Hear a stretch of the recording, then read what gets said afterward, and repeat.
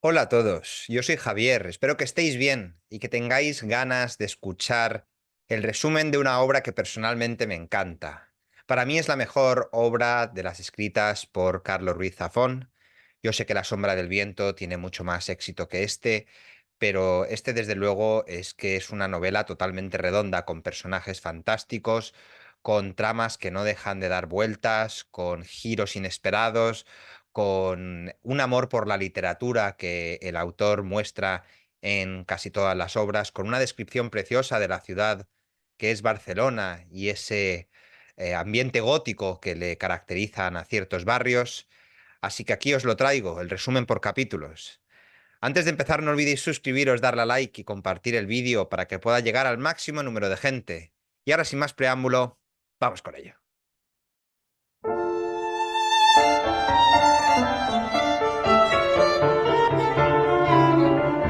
Parte primera. La ciudad de los malditos. Capítulo primero. Es el año 1917 y David Martín, de 17 años, es asistente del periódico La Voz de la Industria en Barcelona, España. El subdirector don Basilio Moragas le da a David 6 horas para escribir una historia de ficción policial para la última página. De su primer trabajo de escritura remunerado, David recuerda: un escritor está condenado a recordar ese momento porque a partir de ese momento está condenado y su alma tiene un precio. Capítulo segundo. Durante el año siguiente, la columna semanal de David, Los Misterios de Barcelona, se convierte en un gran éxito, lo que provoca que muchos de sus compañeros de trabajo lo envidien y se resientan. La excepción es don Pedro Vidal, cuya familia es propietaria del periódico y quien le dio a David su primer trabajo de asistente. Un día, Pedro llega al lúgubre piso de David para entregar en la oficina un paquete dirigido a David, un sobre blanco sellado con cera y el sello de un ángel. En el interior hay una carta de un fan anónimo que felicita a David por su escritura y lo invita a disfrutar de una sorpresa de En el ensueño, un burdel de clase alta en el barrio rojo de Barcelona. Capítulo tercero. En el burdel de Ensueño, la matrona le dice a David que Chloe estará con él en breve. Chloe es también el nombre de la mujer fatal de 17 años que actúa como heroína de Los Misterios de Barcelona. Después de ser conducido a una habitación oscura y encerrado dentro, David se da cuenta de que hay otra persona en la habitación. Era ella, mi Chloe. Los dos tienen relaciones y David se queda dormido en los brazos de Chloe. Cuando se despierta, Chloe ya no está. Encuentra una tarjeta de visita que pertenece a un hombre llamado Andreas Corelli, editor de la editorial parisina Editions de la Lumière, junto con una nota que dice: «Querido David, la vida está llena de grandes expectativas. Cuando estés listo para hacer las tuyas realidad, ponte en contacto conmigo, te estaré esperando». Capítulo cuarto. Incapaz de deshacerse del recuerdo de Chloe y la noche que compartieron, David regresa a El Ensueño 3 días después. Encuentra el burdel en ruinas con gruesas capas de polvo cubriendo montones de escombros. El camarero del café de enfrente le dice a David que el burdel cerró hace 15 años después de que un incendio arrasara el edificio y matara a 6 personas. Capítulo quinto. La historia se remonta a los primeros años de vida de David con su padre. Su madre abandona a la familia cuando David tiene 4 años, 2 años después de que su padre regresa de la guerra de Filipinas como un hombre destrozado. Amargado y abusivo, el padre de David comienza a asociarse con un grupo de viejos compañeros de guerra que lo involucran en actividades criminales y en el uso de drogas intravenosas. El único respiro de David de su infernal vida hogareña es la literatura. Su libro favorito es Grandes Esperanzas de Charles Dickens, un regalo que le hizo un amable librero llamado Sempere. Una noche, el padre de David llega a casa y se enfurece porque su hijo está desperdiciando electricidad leyendo por la noche. Golpea salvajemente a David, rompiéndole 2 dientes y exigiéndole saber dónde ha estado escondiendo el libro. David se niega a contarlo y por la mañana agarra Grandes Esperanzas y corre a la librería Sempere y Hijos, todavía ensangrentado. Sempere lleva al niño escaleras arriba, llama a un médico y le promete que cuando David sea mayor le mostrará un lugar secreto donde los libros nunca mueren. Parece cambiar las cosas cuando el padre de David consigue un empleo legítimo como vigilante nocturno en el periódico Voz de la Industria. Una noche, fuera de la oficina, los pecados del padre lo alcanzan. Matones lo matan a tiros frente a David de 14 años, quien sostiene a su padre mientras se desangra hasta morir. 2 semanas más tarde, David es descubierto escondido junto a las imprentas de los periódicos, todavía cubierto con la sangre de su padre. Pedro se apiada del niño y le ofrece trabajo en el periódico como asistente.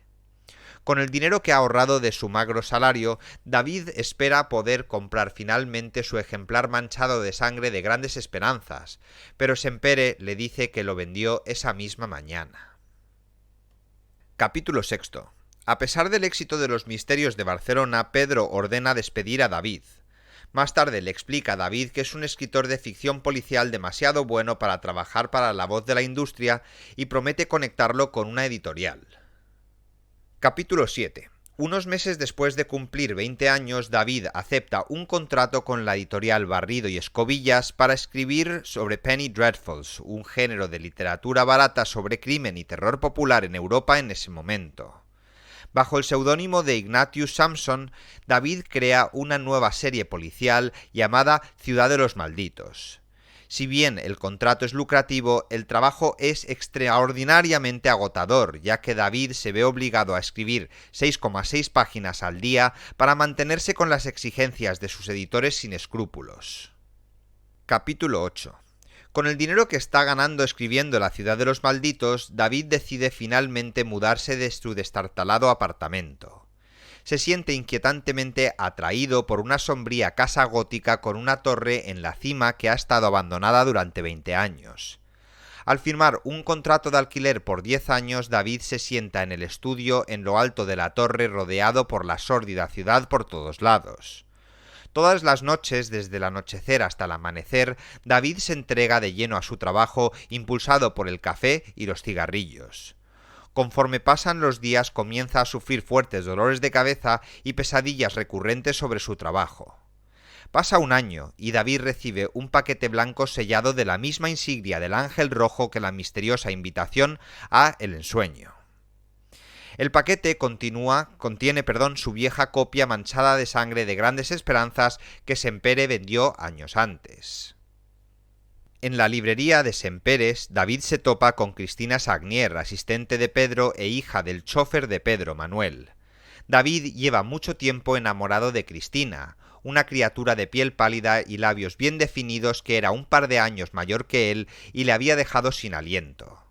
Aunque Cristina es educada con David, no parece corresponder su afecto. Capítulo 10. Una noche Pedro invita a David a unirse a él y Cristina, quienes cada vez está más claro que tienen una relación sentimental, a la ópera.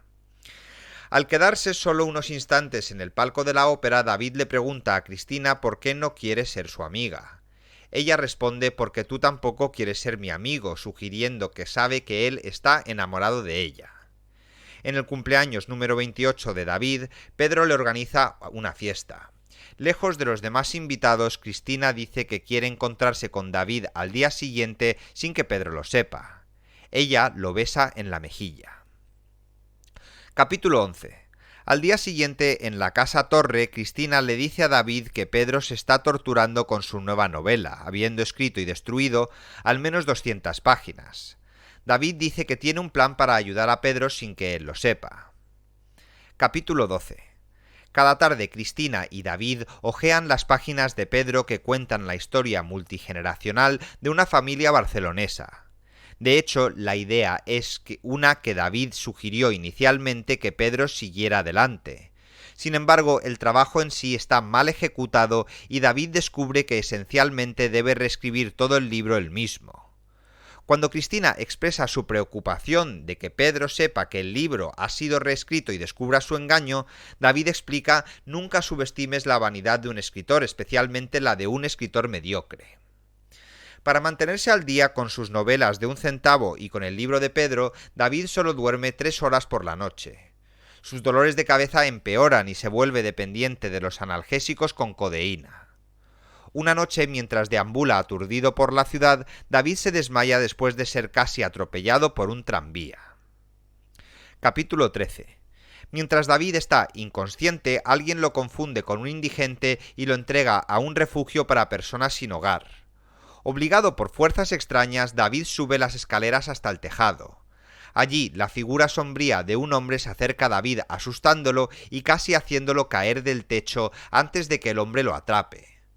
Cuando David le pregunta al hombre qué lo trajo allí, él responde: lo mismo que a ti, grandes expectativas o grandes esperanzas, en posible referencia al libro de Charles Dickens. Es entonces cuando David sabe que el hombre es Andreas Corelli, el misterioso editor que le envía cartas. Corelli dice que quiere encargarle a David que pase un año escribiendo un libro y agrega que sus abogados pueden fácilmente sacarlo de su actual contrato exclusivo con Barrido y Escobillas. A cambio, David recibirá 100.000 francos, una pequeña fortuna. Corelli dice que no necesita una respuesta en ese momento y que está seguro de que David estará de acuerdo con la próxima vez que se reúnan. Cuando David le pregunta si habrá una próxima vez, Corelli responde que siempre la habrá. Capítulo 14. Alarmado por su casi roce con la muerte, David finalmente ve a un médico, un hombre llamado Dr. Trias. Después de realizarle pruebas, el Dr. Trias le informa a David que tiene un tumor cerebral inoperable y que no le queda más de 1 año y medio de vida. Los síntomas, añade el médico, solo aumentarán.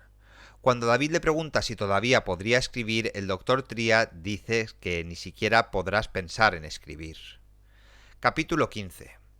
Ante este sombrío pronóstico, David decide enterrar a Ignatius Samson de una vez por todas, negándose a escribir una palabra más de su entrega de la ciudad de los malditos y arrojando al fuego las páginas existentes. En un esfuerzo por apaciguar a David, sus editores de Barrido y Escobillas le ofrecen un periodo sabático de 9 meses durante el cual escribirá su propia novela bajo su propio nombre que prometen publicar.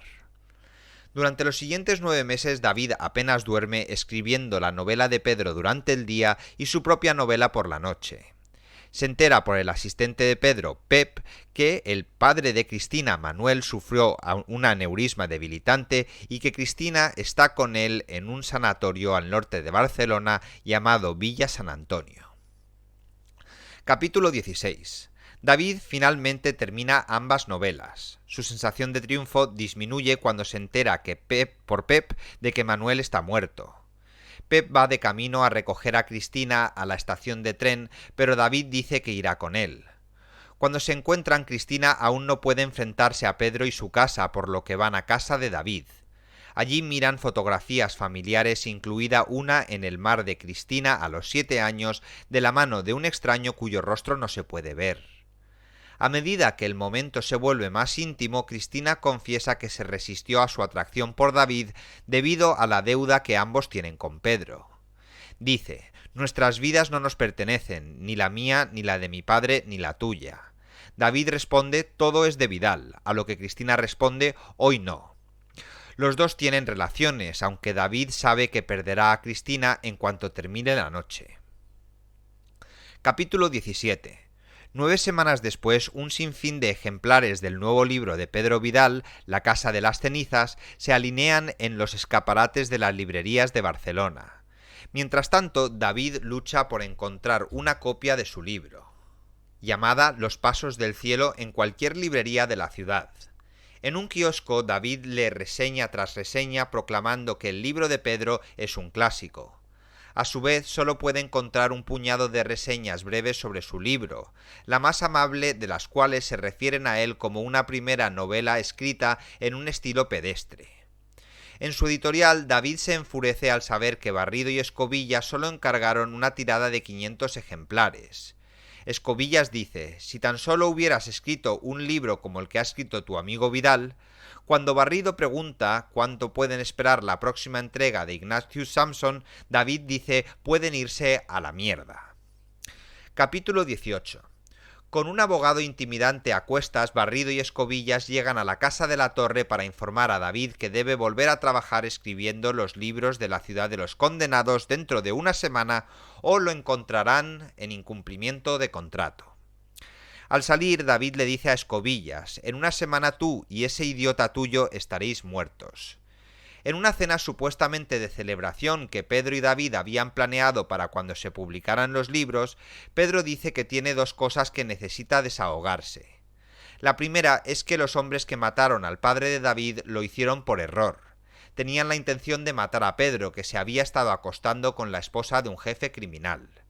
Por lo tanto, Pedro actuó como benefactor de David, no por puro altruismo, sino por culpa. Lo segundo que le dice a David es que él y Cristina están comprometidos. Devastado, David se encuentra caminando hacia la tienda de telas propiedad de su madre separada. Demasiado asustado para hablar con ella, él mismo le paga a un joven para que le dé una copia de Los Pasos del Cielo cuando ella sale de su tienda. Mientras David observa desde el otro extremo de la calle, ve a su madre tirar el libro a un cubo de basura. Capítulo 19. En la librería Sempere, David le pregunta a Sempere sobre el lugar secreto que había mencionado hace mucho tiempo donde los libros nunca pueden morir. Conduce a David a una escalera escondida en un callejón que conduce a una puerta con una aldaba de latón adornada con la cara de un demonio. El hombre que abre la puerta es Isaac Montfort, conocido como el guardián de ese lugar. En su interior hay un colosal laberinto de estanterías que contienen cientos de miles de libros. Isaac dice: «Bienvenido al cementerio de los libros olvidados», que también aparece en otras novelas de Carlos Ruiz Zafón. Capítulo 20. Isaac explica las reglas del cementerio de los libros olvidados. La primera vez que los visitantes llegan pueden elegir cualquier libro para llevarse siempre que se comprometan a protegerlo a toda costa. Además, se debe mantener absoluto secreto sobre el cementerio, ya que solo un centenar de personas en el mundo conocen su existencia. Finalmente dice: «Trata de no perderte». Cuenta la leyenda que un hombre vestido de negro acecha en las estanterías. Algunos dicen que es el fantasma de un escritor cuyo libro alguien perdió, mientras otros dicen que es el dueño de ese lugar, el ángel de la mentira y de la noche. Capítulo 21. Después de colocar su propio libro en los estantes, David se siente atraído por un volumen de aspecto particularmente tosco. La portada está demasiado gastada para leerla, pero en el interior ve una portada, Lux Aeterna de M. Sorprendido por el hecho de que el autor compartiera sus iniciales, David examina detenidamente el contenido del libro, que parece estar compuesto de extrañas oraciones y catecismos escritos en no menos de 5 idiomas diferentes. Cuando abandona esa sección del laberinto y finalmente el cementerio, no se da cuenta de que el libro todavía está en sus manos. Capítulo 22. En su camino desde el laberinto de libros, el dolor y las náuseas de David son tan severos que apenas logra regresar a la casa torre. Allí encuentra una nueva carta de Corelli, fijando una reunión en 7 días. David pasa la siguiente semana en un estado de agonía y delirio, sin estar seguro de si sobrevivirá lo suficiente para la reunión. Capítulo 23. La tarde del encuentro, Pedro y Cristina se casan. David observa desde lejos, maldiciéndolos en silencio. De vuelta en la casa de la torre, David carga la pistola de su padre y coloca el cañón en su sien. Cuando empieza a retirar el martillo, las ventanas se abren con una ráfaga de viento, el aliento perdido de grandes expectativas. Capítulo 24. Esa noche David toma un taxi hasta una finca desierta en las afueras de la ciudad para reunirse con Corelli. Afuera 3 perros lo habrían atacado si las luces de la casa no se hubieran encendido y los hubieran ahuyentado. La puerta se abre y David entra en un pasillo con fotografías antiguas alineadas uniformemente en las paredes, salvo por un siniestro espacio entre 2 de ellas. De repente Corelli está al lado de David y lo invita a unirse a él en la habitación de al lado para tomar un poco de vino. Se sientan en sillones uno frente al otro y Corelli explica qué tipo de libro quiere que escriba David. «Quiero que crees una religión para mí», le dice. Incrédulo, David le dice a Corelli que se ha equivocado de escritor y un tanto burlonamente añade que espera que encuentre a su hombre y que el folleto sea un éxito. Pero cuando David se levanta para irse, Corelli le dice que sabe que se está muriendo, pero que tiene una manera de curarlo. Con lágrimas en los ojos, David le dice a Corelli que acepta, y se queda dormido en el sillón con un sobre con 100.000 francos en la mano. Capítulo 25. Mientras se desmaya en el sillón, David sueña que la casa se hunde lentamente en el agua hasta sumergir toda la habitación. Nada por las escaleras del sótano y llega a una mesa de operaciones rodeada de médicos, todo con la cara del doctor Trías. Proceden a abrirle la cabeza y sacan una araña negra con un ángel en su caparazón. Alrededor del mediodía del día siguiente, David se despierta y descubre que el dolor y la presión de su cabeza han desaparecido. Comienza a subir las escaleras en busca de Corelli, pero se detiene al sentir una oscuridad pesada e impenetrable más allá. David sale de la casa y camina de regreso a la ciudad, seguro de que por primera vez en mucho tiempo, quizás por primera vez en toda su vida, el mundo le sonreía. Parte segunda. Luz eterna. Capítulo primero. Después de depositar los 100.000 francos en el Banco Hispano, David coge un periódico y se entera de un devastador incendio en la oficina de barrido y escobillas que mató al primero y dejó al segundo en estado crítico. Va al lugar del incendio y ve al inspector Víctor Grandes, un detective que David recuerda de sus días en la zona criminal. Grandes entrevista brevemente a David y parece sospechar un poco de él, pero opta por no detenerlo. Capítulo segundo. En la librería Sempere inicialmente no reconoce a David porque parece mucho más saludable. Le pide a David que lea el trabajo de una talentosa escritora de 17 años llamada Isabella Gisbert, que, según se informa, adora su trabajo. Capítulo tercero. Cuando David regresa a casa, Grandes está en el porche de su casa. Le dice que Escobillas está muerto y que por cómo está montada la editorial, la muerte de sus fundadores anula todos los contratos, incluido el de David. Grandes también le cuenta que el incendio se inició cuando alguien le arrojó gasolina a barrido y le arrojó una cerilla encendida. Esa noche David comienza a leer Luz Eterna. Aunque su reacción inicial al libro es que no tiene sentido, comienza a caer bajo su hechizo mientras lee sus extrañas oraciones y mitologías. El texto eventualmente desemboca en una serie de imágenes de destrucción violentas y profundamente inquietantes. Al pasar las páginas tuvo la sensación de que paso a paso estaba siguiendo el mapa de una mente enferma y rota. Capítulo cuarto. Al día siguiente, David se encuentra con Isabella en un café. Ella le ruega a David que sea su mentor y a cambio se ofrece a trabajar como su asistente de forma gratuita. Él le dice que vaya a su casa con sus 20 páginas más fuertes. Capítulo quinto. Cuando David llega a casa desde el café, Isabella ya está en su puerta con páginas en mano. David lee sus páginas y concluye que ella tiene talento y es apasionada, pero que necesitará trabajar mucho más duro para convertirse en una gran escritora. Considera permitir que Isabella permanezca como su asistente. Capítulo sexto. Durante el día siguiente, David lucha por entender las conexiones entre Corelli, el fuego, el manuscrito y la casa torre. Siente un olor extraño proveniente de la habitación del final del pasillo a la entrada. Cuando abre la puerta, el hedor se vuelve más intenso y parece emanar de un armario contra la pared. Esa noche, David se topa con Pedro y Cristina en un restaurante.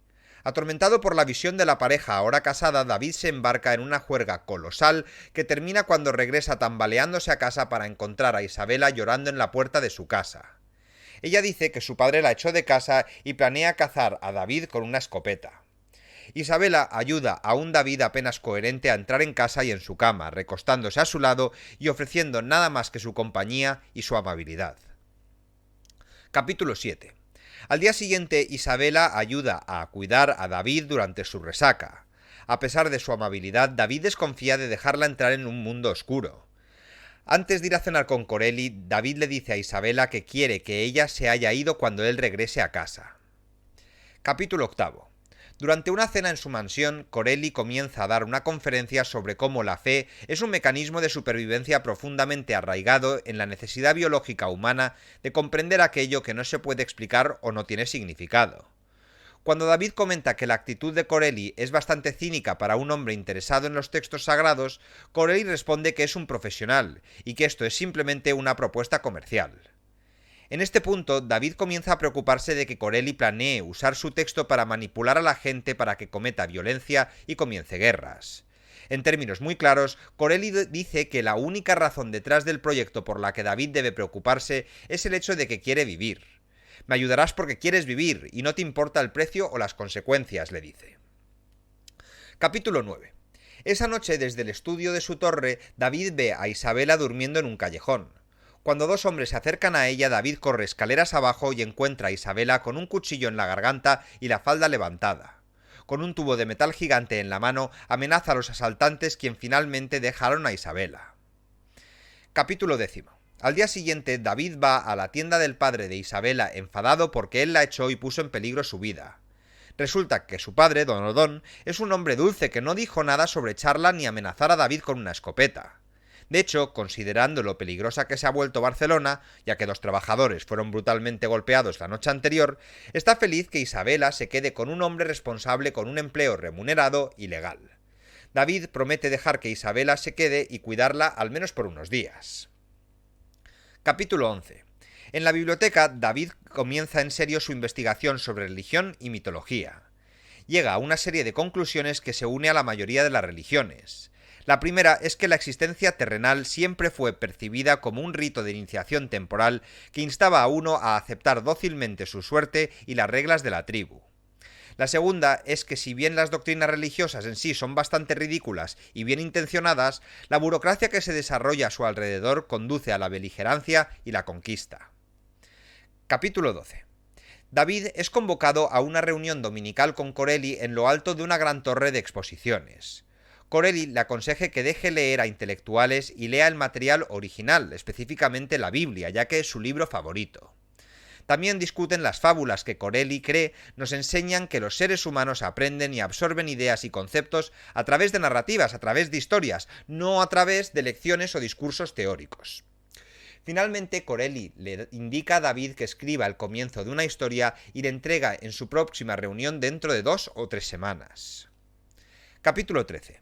En la casa de la torre, David e Isabela caen en un ritmo coqueto pero algo conflictivo.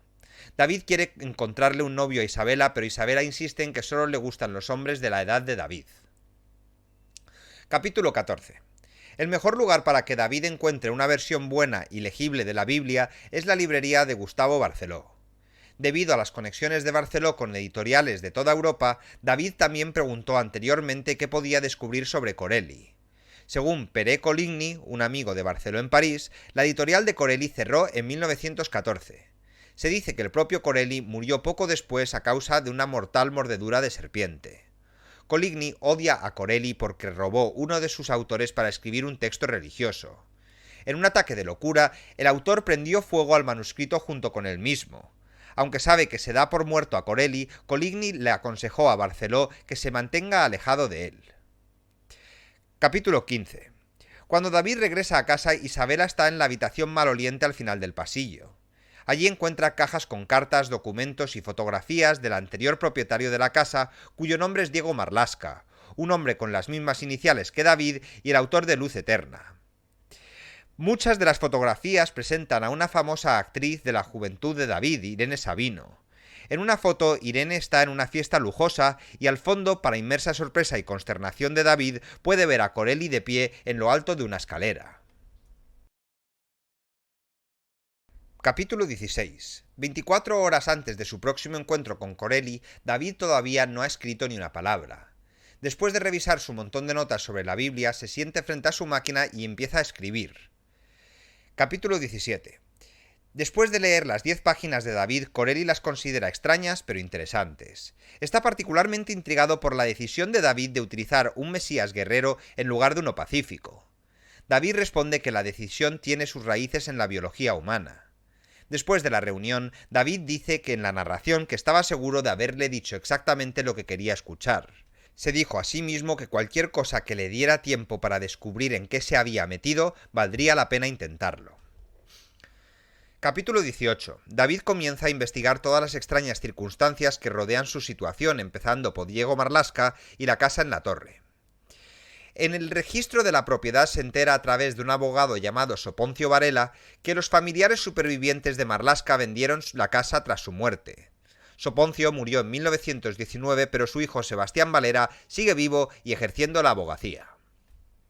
Capítulo 19. Antes de localizar a Valera, David almuerza con Sempere. Sempere quiere que David encuentre una esposa para su hijo, un joven apuesto de la edad de David que tiene poco interés en las mujeres. Capítulo 20. Después de una espera de 45 minutos, Valera se reúne con David y responde varias de sus preguntas. Marlaska, dice, era el socio comercial de su padre y su amigo más cercano. Poco antes de morir, Marlaska dejó de ejercicio la abogacía para dedicarse a la escritura.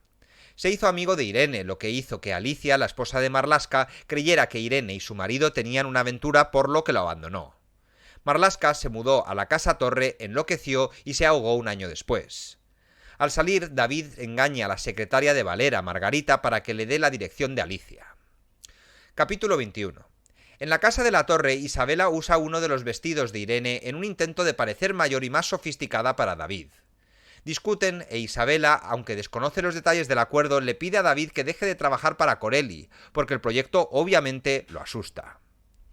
Capítulo 22. La nueva rutina más amigable con Isabela inspira a David. Leo directamente del libro. El texto fluyó brillante eléctrico. La narración preparó el camino para la llegada de un guerrero salvador que liberaría a la nación de todo dolor e injusticia para devolverle el orgullo y la gloria que le habían arrebatado sus enemigos que habían conspirado desde tiempos inmemoriales contra el pueblo, cualquiera que sea. David también tiene una idea de plan que salvará el negocio en problemas de Sampere y con suerte conectará a Isabela con su hijo. Le ordena a Isabela que le ruegue a Sampere por un trabajo. Como Sampere nunca aceptaría voluntariamente la caridad de David, Isabela pondrá dinero extra en la caja cuando él no esté mirando. Capítulo 23. David se toma un día libre para continuar su investigación y viaja a Sarria para localizar a Alicia, la viuda de Marlaska. Cuando ella le pregunta por qué quiere saber lo que le pasó a Marlaska, él responde: porque creo que a mí me puede estar pasando exactamente lo mismo. Capítulo 24. Según Alicia, Marlaska conoció a Irene a través de Damián Rures, quien regularmente realizaba sesiones de espiritismo en sociedad con Irene y su novio Jaco. Aunque Marlaska siempre había tenido interés en las sesiones de espiritismo, las tomó muy en serio después de la muerte de su hijo pequeño y el de Alicia, Ismael, que murió en la piscina del patio trasero. Poco después de separarse, Marlaska consiguió un lucrativo encargo de escritura de una editorial parisina. Creía que si escribía el libro, Ismael volvería a la vida. Mientras tanto, Irene y Jaco seguían desangrando el encargo de Marlaska con las falsas sesiones de Rures. Meses después, en 1904, Marlaska fue encontrado muerto. La policía consideró que la muerte fue un ahogamiento accidental, pero Alicia cree que fue asesinado por Irene y Jaco. Este último desapareció inmediatamente después de la muerte de Marlaska. Además, casi la totalidad de la comisión de 100.000 francos de Marlaska se había ido. El único detective que creyó a Alicia fue un joven llamado Ricardo Salvador, pero después de que sus superiores le dijeron que dejara de investigar el asesinato de Marlaska, Salvador fue expulsado de la policía. Capítulo 25. David camina sin rumbo hasta encontrarse en la finca de Pedro.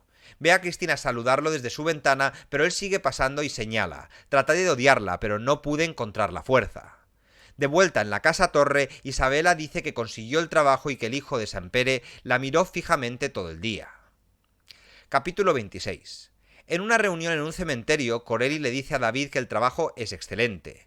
Le gusta especialmente cómo se enmarca la historia desde la perspectiva de una persona agraviada que se percibe a sí misma como una víctima esperando al guerrero salvador. Cuando nos sentimos víctimas, dice, todas nuestras acciones y creencias están legitimadas por cuestionables que sean. Pueden ser nuestros oponentes o simplemente nuestros vecinos. Dejan de compartir puntos comunes con nosotros y se convierten en nuestros enemigos. Capítulo 27. En busca de más información sobre la muerte de Marlaska, David visita a don Basilio en el nuevo periódico donde trabaja. Basilio sugiere que visiten la sala del archivo para obtener más información. Capítulo 28. En el archivo, David y Basilio descubren un obituario de primera plana y una serie de noticias más breves escritas tras la muerte de Marlaska. Su ahogamiento se menciona repetidamente como accidental, pero en ningún momento se menciona cómo o dónde se ahogó Marlaska. Con la ayuda de las conexiones policiales del archivero, David obtiene la dirección actual de Ricardo Salvador. Capítulo 29.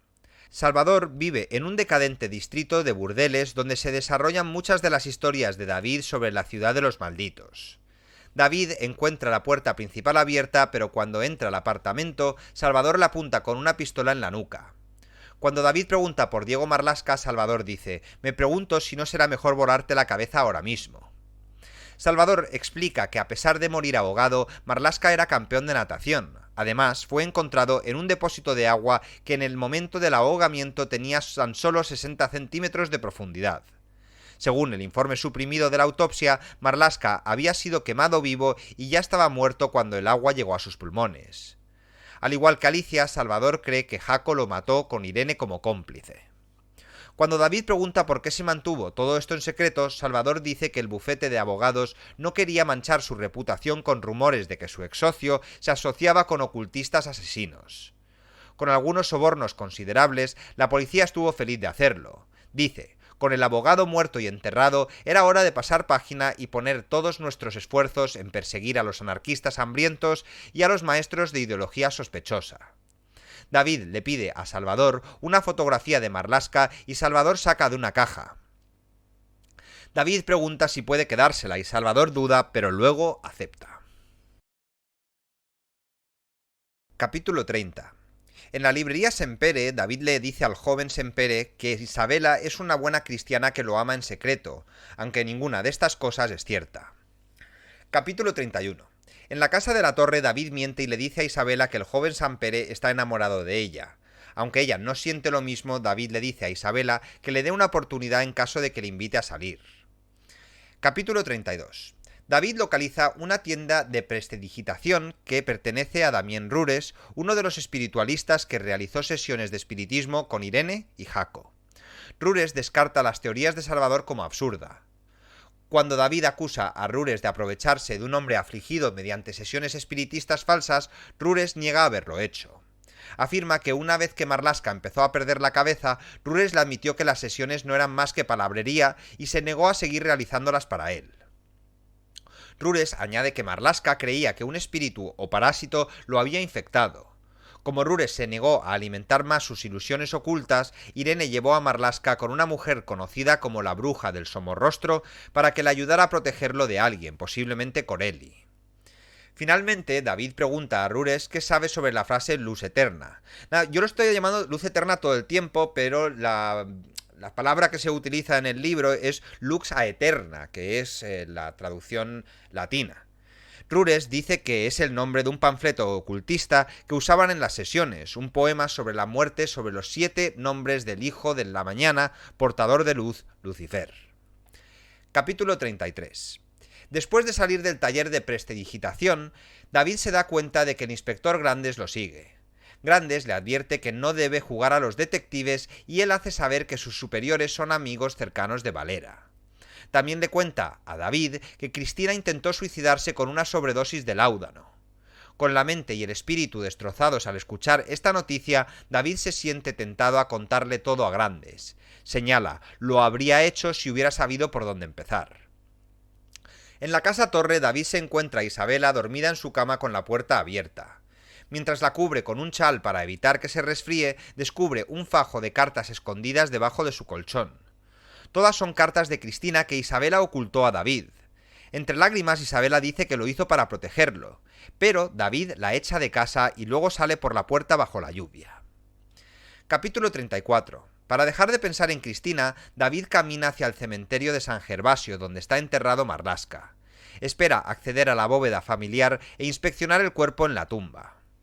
En el interior, la bóveda está profanada. Mientras David examina la tumba de Marlaska y saca la fotografía de este que le dio Salvador, escucha pasos en la entrada del mausoleo. Allí ve una mujer vestida de blanco que cree que es Irene. Alguien golpea a David por detrás y lo derriba. Cuando su conciencia se desvanece, Irene se inclina y le corta una estrella de 6 puntas en el pecho con una navaja. Cuando David se despierta, la foto ya no está. Capítulo 35.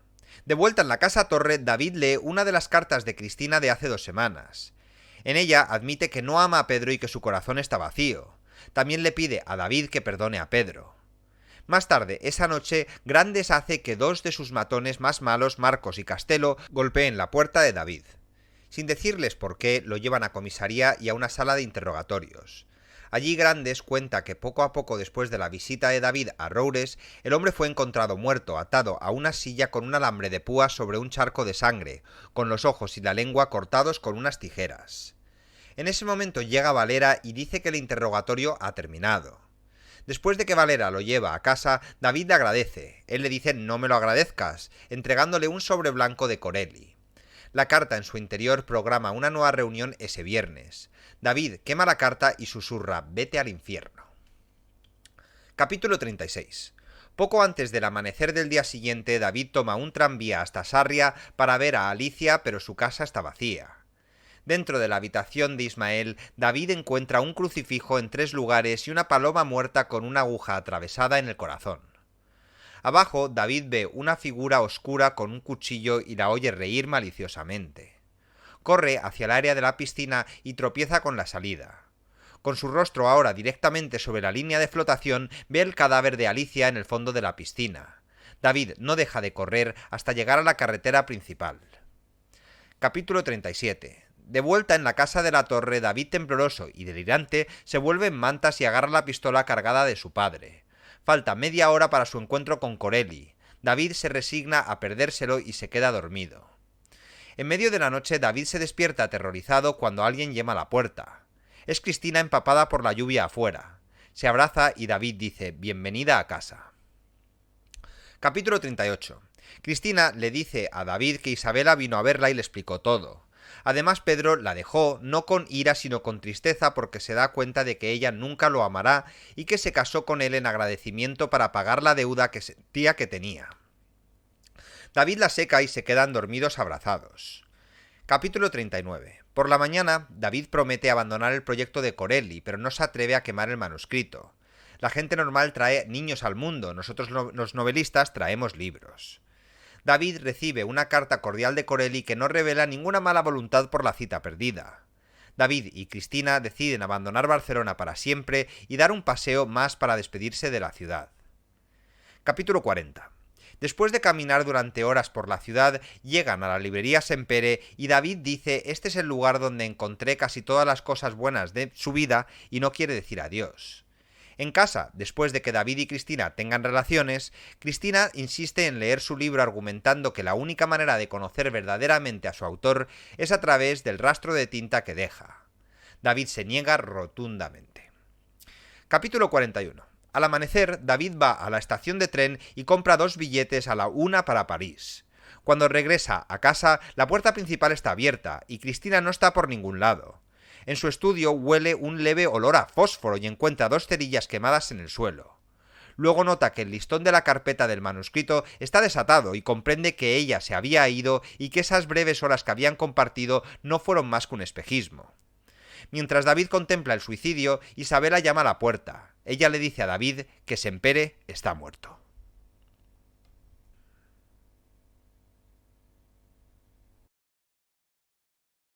Parte tercera. El juego del ángel. Capítulo 1. David se entera de que Sempere murió de un infarto tras una discusión con alguien. Mientras los enterradores se llevan su cuerpo, David pone su copia de Grandes Esperanzas en manos de Sempere. Capítulo 2. Al final del funeral de Sempere, David se acerca a la tumba para despedirse. De repente, Pedro se acerca a él. David grita, ¿qué le prometiste para volver a comprarla? Antes de golpear a Pedro en la cara. Capítulo 3. Durante los días siguientes, un David cada vez más amargado no hace más que trabajar en el manuscrito.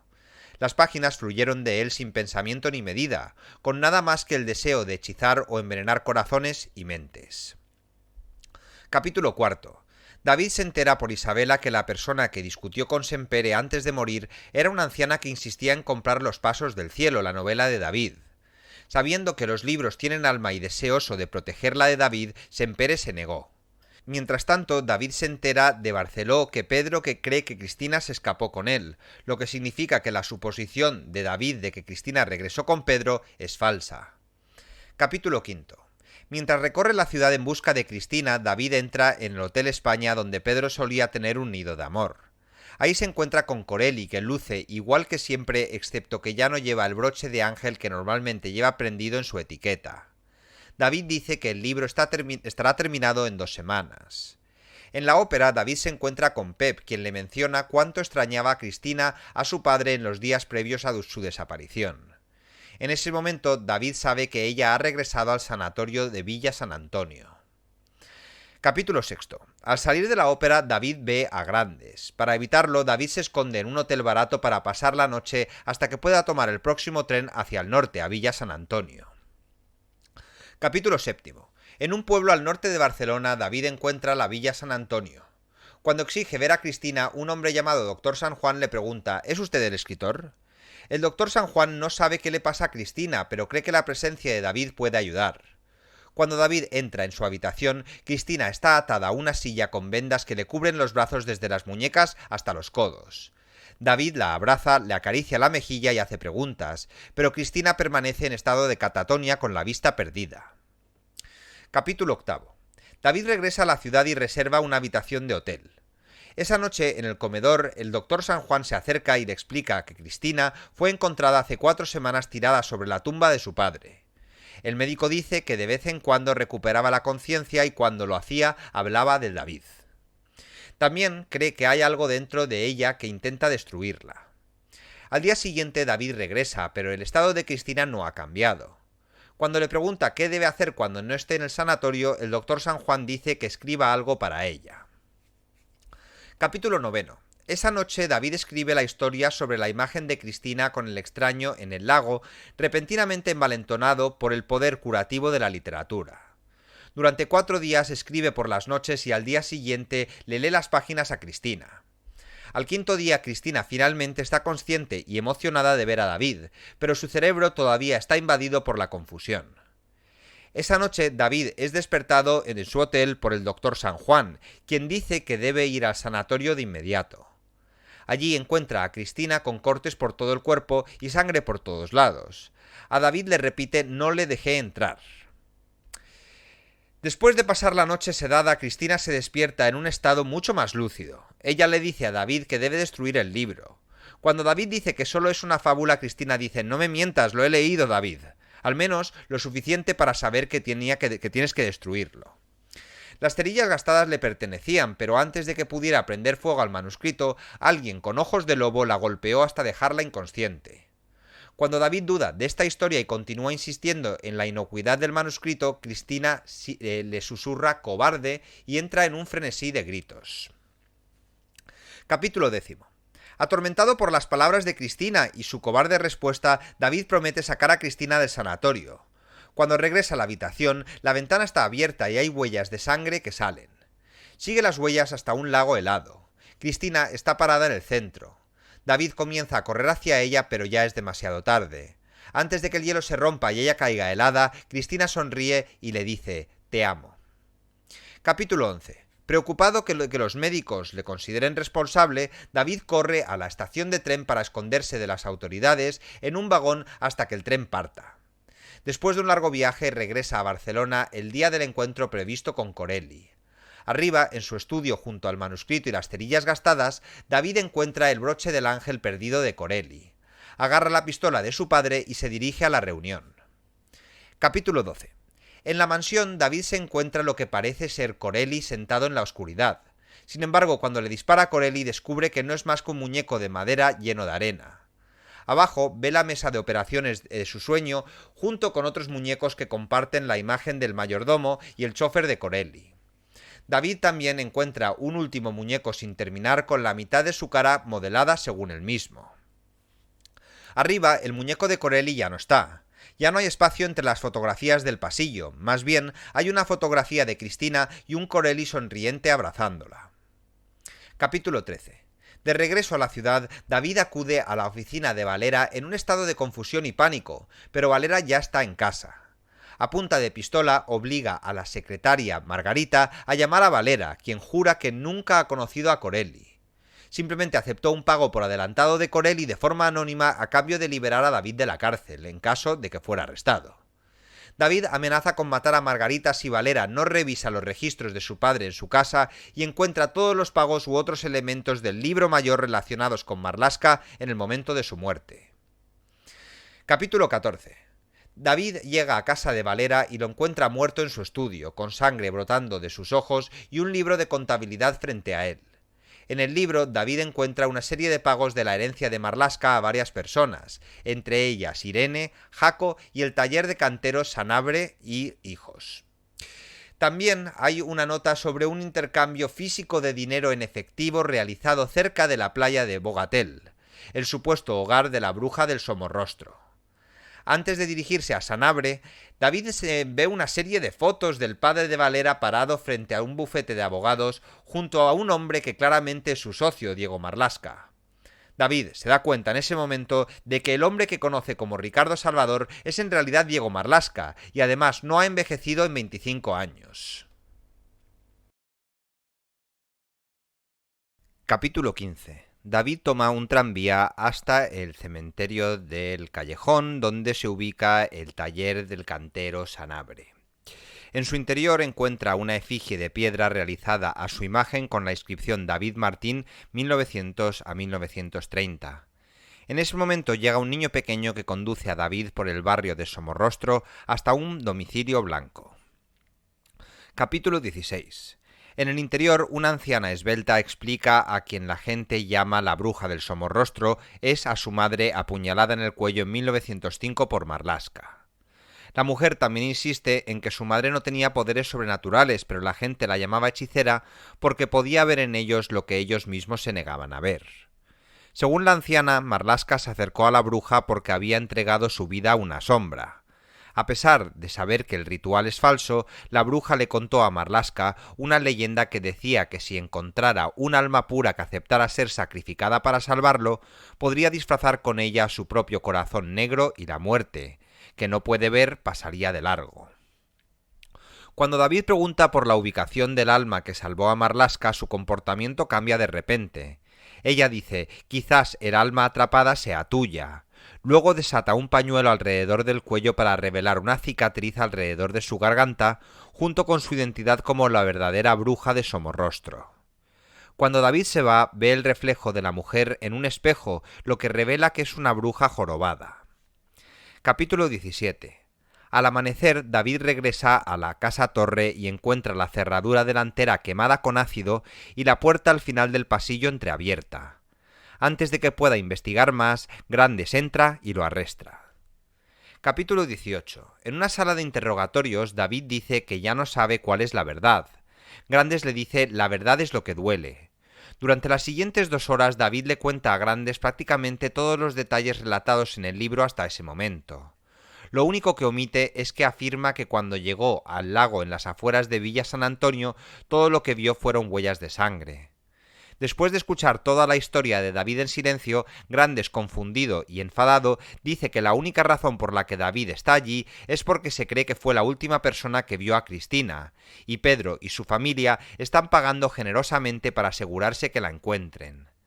David dice que solo dirá la verdad sobre Cristina si Grandes comprueba todos los detalles de su historia. Capítulo 19. Pasan las horas, y Grandes finalmente regresa a la sala de interrogatorios. Sus hallazgos sugieren que David puede estar loco. Para empezar, el doctor Trías murió hace 12 años. David no tiene cuenta bancaria en el Banco Hispano. Sin embargo, David transfirió dinero de un banco diferente a través de Valera para encargar su estatua en Sanabria. La bruja de Somorrostro efectivamente está muerta y la anciana que vive detrás de esa casa está muda. Grandes también habló largamente con Irene. Aparte de nunca haber oído hablar de David, Irene jura que Marlaska les transfirió el dinero a ella y a Jacob de buena gana, porque la amaba y sabía que iba a morir.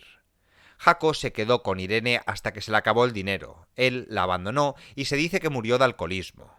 Quizá lo más alarmante de todo es que Grandes dice que ha visto al propio David usando el broche del ángel desde el día en que se conocieron. Sin embargo, hay una evidencia que sí que encaja con la historia de David. Grandes encontró en casa de Irene el ejemplar de los Pasos del Cielo con la inscripción de David a San Pere. Por esa razón, Grandes está dispuesto a hacer que parezca que lo dominó con el arma, que sabe que David ha tenido en el bolsillo de su abrigo todo ese tiempo, dándole alrededor de 30 minutos antes de que los ayudantes de Grandes, Marcos y Castelo lo alcancen. Capítulo 20. Tras escapar de la comisaría, David localiza el apartamento de Irene en el barrio del Raval. Cuando entra, los labios de Irene están negros. Ella misma se ha envenenado. La única información que David extrae de ella antes de morir es que la persona que se encuentra en la tumba de Marlaska no es Salvador, sino Jaco.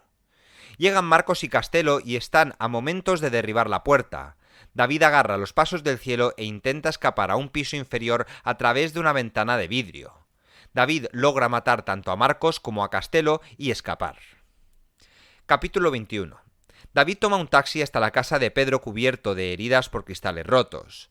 Pedro lo lleva adentro y hace arreglos para que un médico trate sus heridas. Capítulo 22.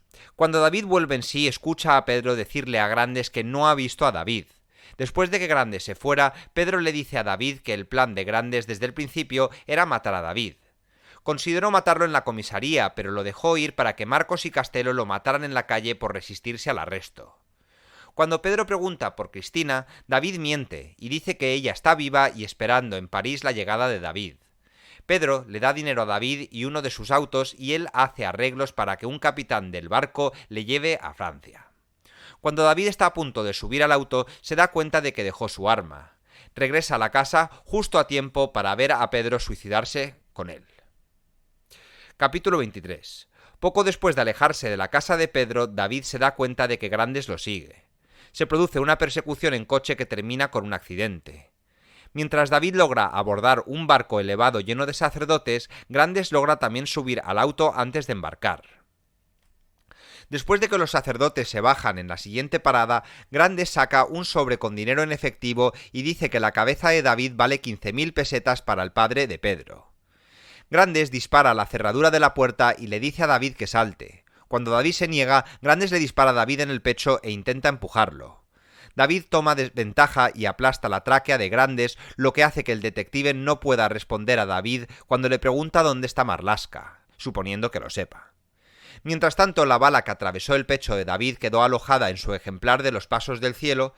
Como Grandes no le sirve de nada, David lo empuja fuera del teleférico hasta la muerte. Capítulo 24. En la casa torre el manuscrito ya no está. David regresa a la habitación al final del pasillo y finalmente ve lo que hay detrás del armario. Rodeado de iconos cristianos profanados, ve el cadáver del verdadero Ricardo Salvador. Entra Marlaska sosteniendo el manuscrito, felicita a David por el libro que planea entregarle a Corelli. Se produce una pelea feroz. Después de tomar ventaja, David toma una lámpara de aceite encendida y la estrella contra la cabeza de Marlaska prendiéndole fuego. David recoge el manuscrito y deja atrás a Marlaska mientras el hombre prende fuego a todo a su paso antes de finalmente morir. La casa torre se incendia por completo. Capítulo 25. En la librería Sempere, David entrega las 15.000 pesetas de Grandes a Isabela para que pueda mantener abierta la librería. Luego la lleva al cementerio de los libros olvidados. Ella espera en el vestíbulo mientras él coloca el manuscrito dentro. Comienza a tomar otros libros y se da cuenta de que son arreglos diferentes de la misma fábula que se encuentra en su libro. Epílogo, 1945. David viaja por el mundo durante 15 años hasta que se instala en una cabaña abandonada junto al océano.